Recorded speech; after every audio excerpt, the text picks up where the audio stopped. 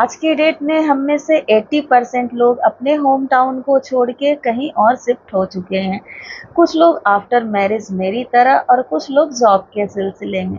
But हमारे home town की कुछ चीज़ें होती हैं, हमारे स्टेट की कुछ चीज़ें होती हैं जो हमें लाइफ टाइम पसंद होती हैं। जब भी मेरे घर से कोई आता है, वहाँ से मैं करी पत्ते ज़रूर मंगाती हूँ, क्योंकि एमपी वाले करी पत्तों का फ्रेग्रेंस और टेस्ट दिल्ली वाले करी पत्तों में मुझे आज तक नहीं मिला। इनका कलर भी बहुत ज़्यादा डीप ग्रीन होता है और इनकी खुशबू बस हाथ से छूने में ही पूरे हाथों में फैल जाती है। तो इतने सारे करी पत्तों को मैं करने वाली हूँ स्टोर। बहुत अच्छे से मम्मी ने इसे संभाल के भेजा है। देखिए, एक-एक पत्तियों को अलग करके, क्लीन करके। बट फिर से मैं इसको एक बार वॉश करूँगी। बस पानी में डालना है, अच्छे से 5 मिनट के लिए छोड़ देना है और उसको फिर छान के सुखा लेना है, एयर ड्राई कर लेना है। फ़ैन के नीचे भी 10 मिनट के लिए छोड़ देंगे तो जो भी इसका एक्स्ट्रा वाटर रहता है, वो निकल जाता है।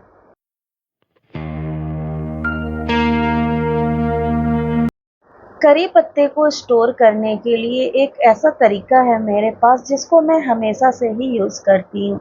डीप फ्राई करके करी पत्ते को आराम से आप 1 से डेढ़ महीने के लिए स्टोर करके रख सकते हैं। एक्स्ट्रा वाटर निकलने के बाद इसको मैंने कर लिया है एयर ड्राई और अब मैं इसे ऑयल में डीप फ्राई करूँगी। करी पत्ते को अगर हम डीप फ्राई करके रखें तो वो बिल्कुल भी ना तो सूखता है, ना ही उसकी फ्रेग्रेंस ख़त्म होती है।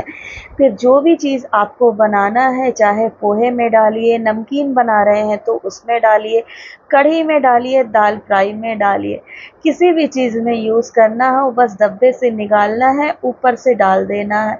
पूरा का पूरा वही टेस्ट आता है जो आप फ्रेश करी लीव्स को यूज़ करते हैं तब आता है।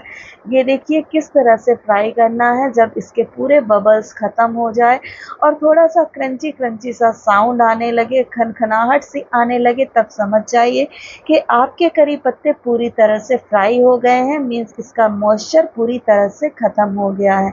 देन एक प्लेट में मैं इसे निकाल लेती हूँ और इसके बाद इसे पूरी तरह से ठंडा कर लेती हूँ। किसी भी कंटेनर में भर के रख दीजिए। फ्रिज में अगर स्टोर करके रखेंगे तो ये ज़्यादा दिन चल सकता है और यहाँ पे रेडी हो गए हैं। अब 1.5 से 2 महीने मैं इसे आराम से यूज़ करूँगी।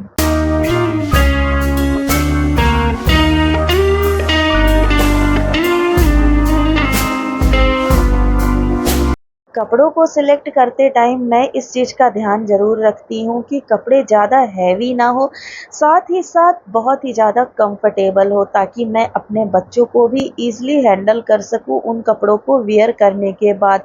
हम होम मेकर्स को बच्चे तो सँभालना होता ही है, साथ ही साथ किचन में, घर में बहुत सारे काम भी होते हैं और फेस्टिवल का दिन हो तो बिल्कुल ऐसी ही ड्रेस मैं प्रेफ़र करती हूँ, जो कि काम करने के साथ-साथ बच्चों की देख-रेख में भी कंफर्टेबल हो। ये लिबास ब्रांड का ड्रेस है जो मैंने 2 महीने पहले लिया था अपने मैरिज एनिवर्सरी के लिए, बट किसी कारण से इसको उस समय पहन नहीं पाई, तो अभी मैंने इसको प्रेफ़र किया पहनने के लिए। फुली कॉटनी मटेरियल से बना है, किसी भी टाइप का मिक्स कॉटन नहीं है, प्योर कॉटन है।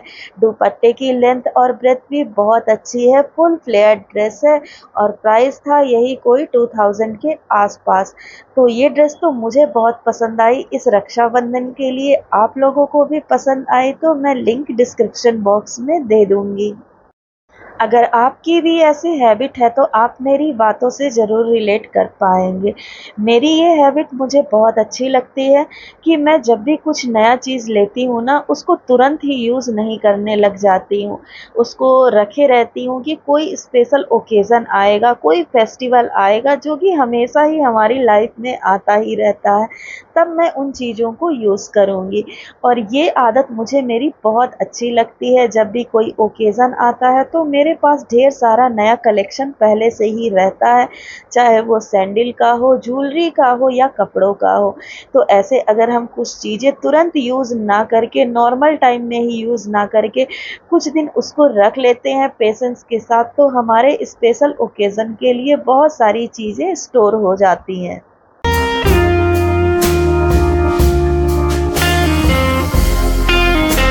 कभी कभी हमारे पास इतना टाइम नहीं होता कि हम मार्केट जाके कुछ चीज़ें लेके आएं।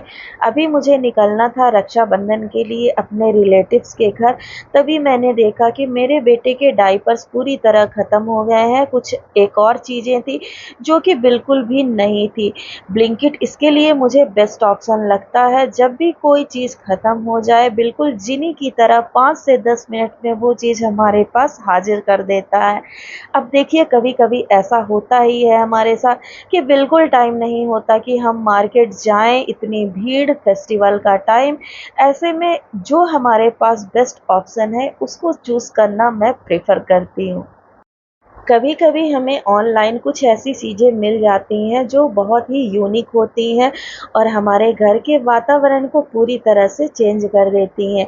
जैसे कि मैंने ये मीशो से ऑर्डर किया है कपूर डिस्पेंसर, जो कि बहुत खूबसूरत सा है, देखने में वुडन लुक का है और इलेक्ट्रिक है, तो इसको यूज़ करने में भी काफ़ी आसानी रहेगी। ऊपर इसके स्टील का प्लेट लगा हुआ है जिसमें हम कपूर रख सकते हैं, लौंग रख सकते हैं और हमारे घर में बहुत ही सुंदर सी खुशबू फैलने लगेगी। किसी भी टाइप से देखिए मेहनत भी नहीं करना पड़ेगा और देखिए लुक भी इसका कितना अच्छा है, नाइट बल्ब की तरह हम इसे यूज़ कर सकते हैं। जब घर को फेस्टिवल में थोड़ा खुशबूदार बनाना हो, या हम ये भी कह सकते हैं कि जैसे मॉनसून के सीज़न में घर में से अजीब-सी स्मेल आते रहती है, तो उसमें भी ये बहुत अच्छा काम करने वाला है। इसमें थोड़ा-सा एसेंस ऑयल भी डाल सकते हैं पानी के साथ मिला के, बट हाँ, बच्चों के टच से दूर रखें ताकि उनको करंट वगैरह की डर ना हो।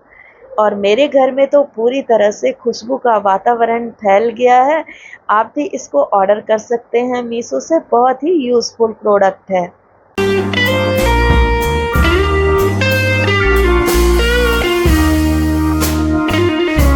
रक्षाबंधन से ही फेस्टिवल्स की शुरुआत हो जाती है। ऐसे में कुछ ऐसे मेरे कपड़े थे जो स्टिच कराने के लिए रखे हुए थे, तो मैंने पहले ही दे दिया था कि रक्षाबंधन के कपड़ों के साथ-साथ इनकी भी स्टिचिंग हो जाएगी, ताकि आने वाले फेस्टिवल के लिए मुझे बार-बार दौड़ना ना पड़े और जब भी मुझे इन्हें वियर करना हो तो कपड़े मुझे रेडी मिले। ऐसे ही जब कोई ख़ास ओकेज़न आने वाला हो तो हम 15-20 दिन पहले ही अगर अपने कपड़ों को रेडी कर लेते हैं, वॉश करना है तो वॉश कर लें, ड्राई क्लीन करना है तो ड्राई क्लीन करा लें, अदरवाइज़ स्टिचिंग करना है तो कपड़ों को स्टिच वगैरह करा के साइज़ करके पहले से ही रख लें, ताकि जो हमारा कलेक्शन है रेडी रहे आने वाले फेस्टिवल्स के लिए, आने वाले दिनों के लिए। जब भी हमें इन्हें वियर करने की ज़रूरत पड़े तो हमें सोचना ना पड़े कि अरे ये तो गंदा है या इसे ड्राई क्लीन कराना था। कुछ ना कुछ ऐसा रीज़न कभी-कभी हो जाता है कि हम अपने मनपसंद कपड़ों को नहीं पहन पाते हैं। तो मेरा तो रूटीन यही रहता है कि मैं ओकेज़न स्टार्ट होने के 15-20 दिन पहले ही अपनी चीज़ों को रेडी करके रख लेती हूँ, चाहे वो ज्वेलरी हो, कुछ मार्केट से मँगाना हो या स्टिचिंग वगैरह का काम हो। सारी चीज़ें कंप्लीट कर लेने के बाद हमें फेस्टिवल में उतनी हेडेक नहीं होती है। So friends, that's all for the day. I hope आज का व्लॉग आपको पसंद आया होगा। मिलते हैं नेक्स्ट व्लॉग में कुछ नई एंड अमेजिंग चीज़ों के साथ। Till then take care and bye bye. Lots of love from lifestyle with Ritu Mishra.